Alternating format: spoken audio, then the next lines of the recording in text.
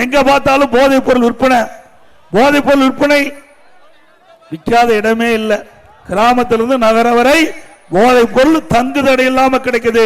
திராவிட முன்னேற்ற கழகம் ஆட்சி பொறுப்பேற்று ஒரே ஆண்டில் போதைப் பொருள் விற்பனை தொடங்கிவிட்டது. உடனடியாக இந்த அரசனுடைய கவனத்திற்கு கொண்டு வந்தோம். சட்டமன்றத்திலையும் முதலமைச்சருடைய கவனத்திற்கு கொண்டு வந்தோம்.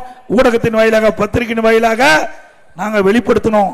தமிழகத்தில் போதைப் பொருள் நடமாட்டம் அதிகரித்து விட்டது.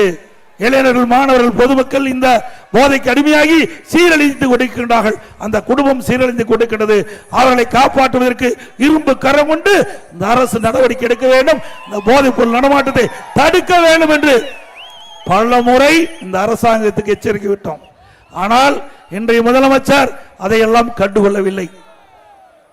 இதனால் இன்றைக்கு தமிழகம் பல்வேறு பிரச்சனை சந்தித்திருக்குது. எங்க பார்த்தாலும் கொலை, கொல்ல, திருட்டு, பாலியல் சீண்டல் நடக்காத நாளே இல்லை.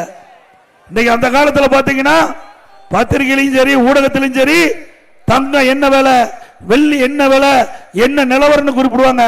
இப்போ கொலை நிலவரம் என்ன, அப்படித்தான் பத்திரிகையிலே ஊடகத்தில் வருகின்ற செய்தி.